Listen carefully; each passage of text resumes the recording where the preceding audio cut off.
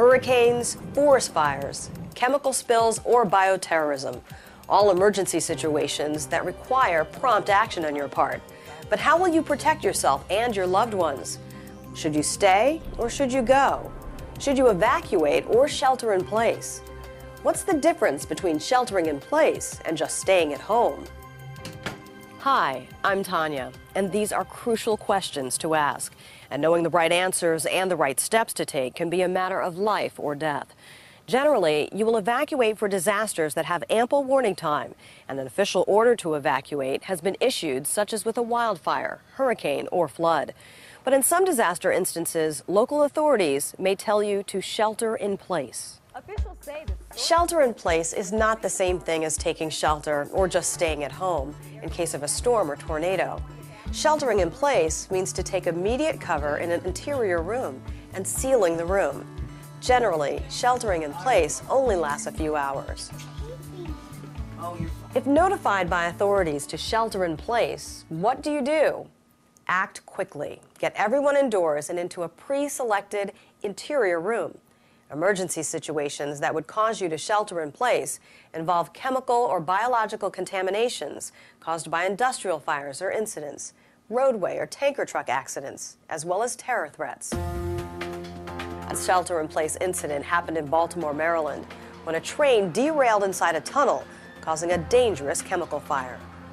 At first, one of the things that we did consider was the possibility of a terrorist incident. There was heavy black smoke issuing from each end of the tunnel. We made a determination. Our best approach on the north side would be a shelter in place.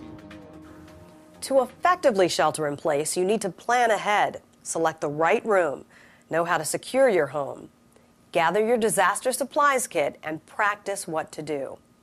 Your shelter-in-place room should be small, but big enough to fit your family and pets.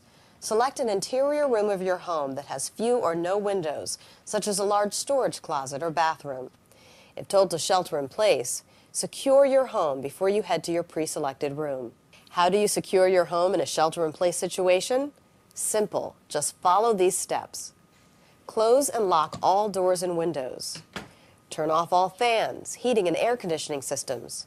Close any fireplace dampers and other vents.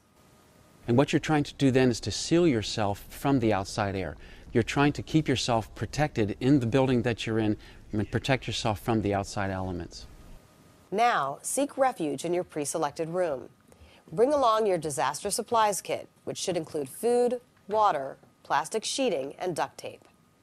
Bring a battery-operated radio and hardline telephone. Cellular phones may not work during an emergency due to heavy volume or network damage. Use duct tape and plastic sheeting to seal all cracks around the door and any vents in the room. Jam wet towels under the cracks in the doors. When you're asked to shelter in place, that's typically only going to be for a period of hours. You would not shelter in place for days. But even though it's hours, it's important to have the items that you might need that are critical to you for that period of time.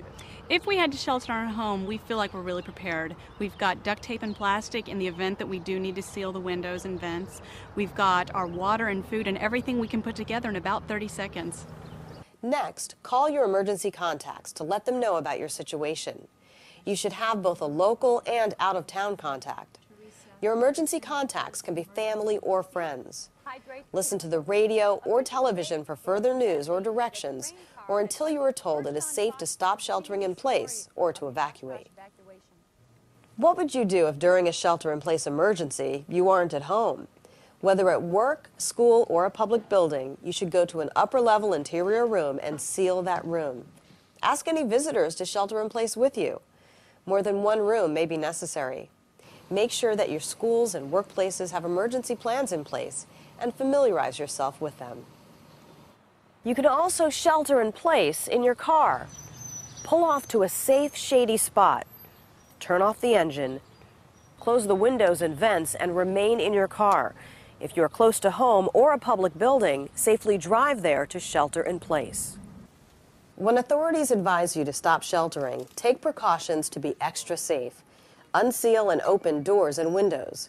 Turn back on your ventilation system. We know that most people aren't prepared for a disaster, don't have a plan, don't have a kit, don't know what they'd do ahead of time.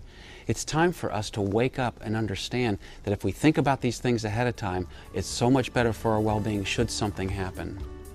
Whatever the disaster or emergency situation, being prepared helps reduce confusion and anxiety when you know what to do.